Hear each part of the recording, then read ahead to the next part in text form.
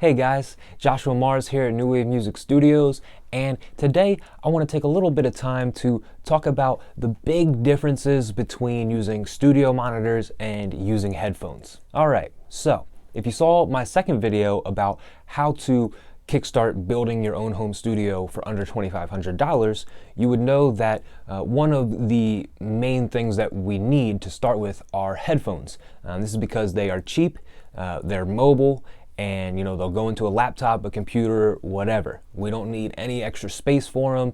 You can put them in your bag, take them on the go.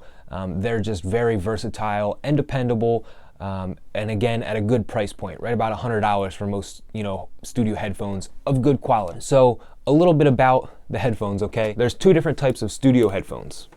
The first type that you'll see are closed back headphones, okay? So you see here, it's all plastic on the back. We have cushions with a little bit of fiber inside, and the drivers are just right inside here, okay? The second type of headphones are open back headphones, okay?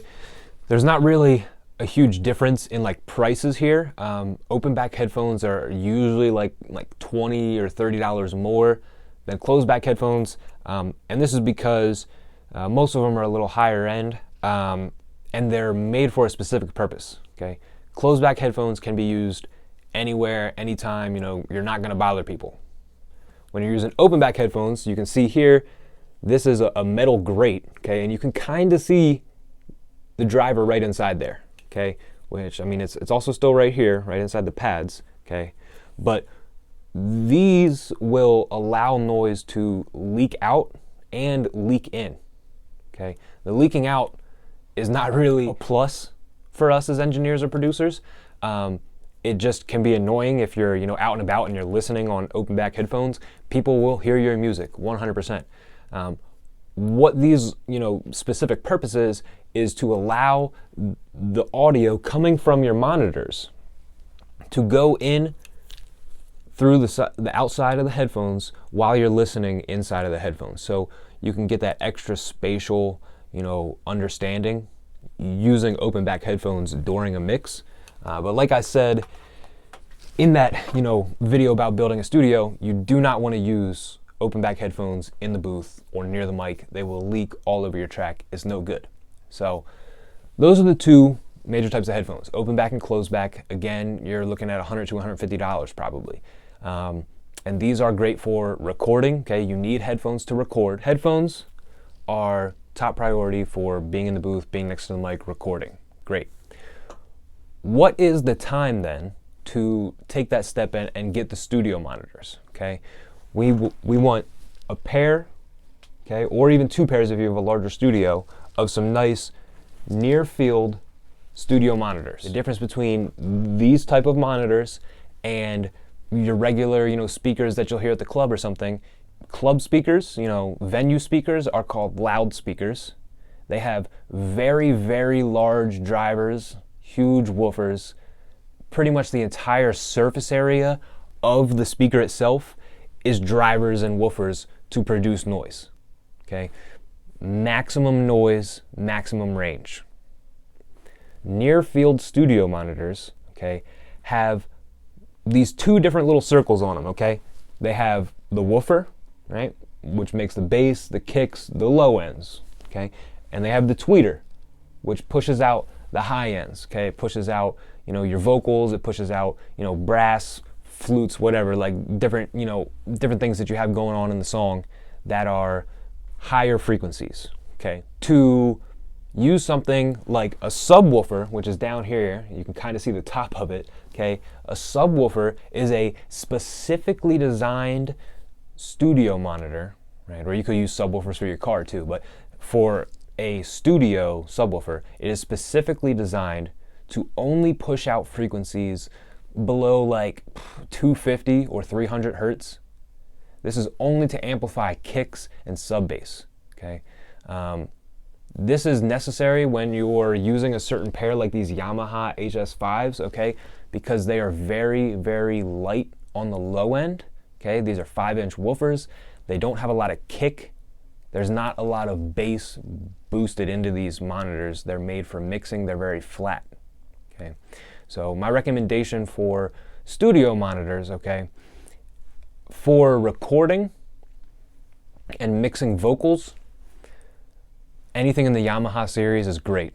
Okay, they have very, very clean high ends and flat low ends. Okay, there's no boosting like there is in the KRK Rocket series. Okay, those are the again, black cabinets, but they have the yellow woofers. I know you've seen them.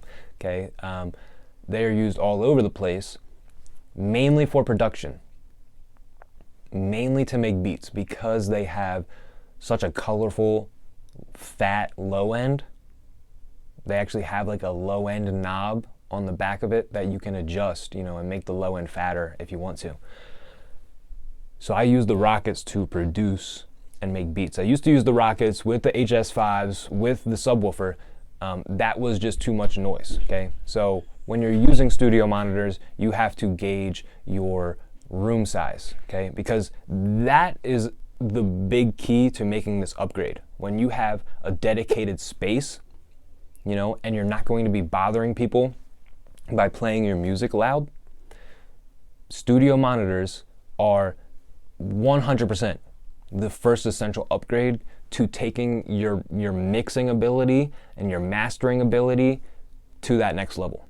Okay, there's only so much we can do in headphones. If you're listening in headphones, if you record in headphones, you write to the beat in headphones, you mix it all in headphones, you master it in headphones, you've only heard that song in your headphones. And then you go to listen in the car, or you go to listen at someone's house on their speakers, and it sounds like crap, and you don't know why. The reason why is because you didn't mix on near field monitors, right? You didn't have that actual room feel while you were mixing your track, right? You didn't have the reverberations and the vibrations of the bass and everything jumping around a room, right? You didn't have all that dirty stuff to take care of. You couldn't hear it in the headphones. Trust me, you really can't. There are some deep, deep frequencies that you are not going to catch while you're mixing with headphones, okay? That studio monitors are going to give you that extra listening advantage, just to make sure you're cleaning up your mix 100% crispy. So those are the big, takeaways, from having studio monitors. It's really just upgrading your listening environment, okay, and giving yourself spatial awareness of the music. Okay, instead of just hearing it straight up in your left ear and your right ear, and it literally feels like it's bouncing around in your head, okay, we're sitting here right between these two monitors, okay, and these are meant to play music right past my head, okay, right into my ears, right at my eye level, right here. This is where you want that music to pass through and go by you. Okay, go past you, bounce off the walls behind you, around you, whatever. That's why we have the acoustic foam. That's why we've treated this room so that these reverberations don't go insane and bounce wherever they want to. I have condensed, the reverberation space on these walls, and that's what you're gonna kind of need to do when you get monitors. Just get a little pack of acoustic foam and put it up behind your monitors, put it up straight, like directly where your monitors are pointing, okay? Because you just don't want these frequencies bouncing all over the place and creating catastrophe. You just want to be able to hear what these frequencies sound like in an open environment instead of encapsulated in your head. I promise you that is going to take your mixing to a whole new level, and your listening game to a whole new level. You'll start to listen to mixes and be like, man, I should have done this or that. I could have heard this. It's a bit of an expensive upgrade, okay? Studio monitor pairs are going to cost anywhere from, I say the cheapest pair you can get is like $200 or $250, okay? And this is for like the PreSonus Eris, 3.5 inch speakers, okay? They're small. They're not going to give you a lot of bump, okay? In that case, you're gonna want a subwoofer or something. Unless you're in a space where you need to be quiet, then 3.5 or 4 inch woofers on your monitors should work for you, okay? Any type of monitors are going to be better than just headphones. And the most that you would probably spend on studio monitors listen, you could spend thousands of dollars on some serious studio monitors, okay? That's not what we're talking about today.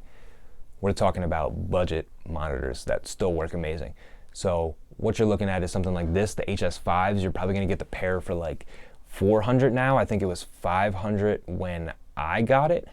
It was $250 per speaker. But really just do your due diligence and go out there and look, Amazon, Guitar Center, B&H, Sweetwater, a lot of different places online that you can find, studio gear. Just look at reviews on YouTube of specific monitors and their sizes, okay? And just figure out what size monitor works best for you, what brand is going to be, your go-to. There are so many brands of monitors. It's insane. Having a pair of headphones and a pair of monitors, or even multiple pairs of headphones and a pair of monitors, is going to give you those multiple references. And it's a numbers game. It really is. The more ways you can listen to something, the better you can decipher how it's going to translate into other platforms that you don't necessarily have. So that's pretty much it for today, guys. If you got any value from this, please give me a thumbs up. Subscribe to my channel if you're looking forward to any more of these videos. I will be alternating every other Sunday. Okay, I'm going to be doing the home studio circuit, where I will be interviewing, DIY artists, producers, engineers, mostly local people, Delaware, the DMV area. And this is just to show you guys how many people really do make music on their own and how simple it is to really just get started once you decide to dive in. So home studio circuit every other Sunday, and then we're going to switch off with this series, which is just the basic home studio series, and we're going to continue to talk about, different things about what equipment is best for what. I'm going to be putting out tutorials for Logic Pro 10, which is my main DAW. I'm going to be putting out those tutorials every Wednesday. So that will start this upcoming week. All right. So we have this video right here on Sunday. We got a tutorial on Wednesday. I have a new episode of the home studio circuit on next Sunday, and we're going to go from there. So I hope you guys enjoy this. All right. And I will see you on the next video. Hopefully make some music with you soon. Peace.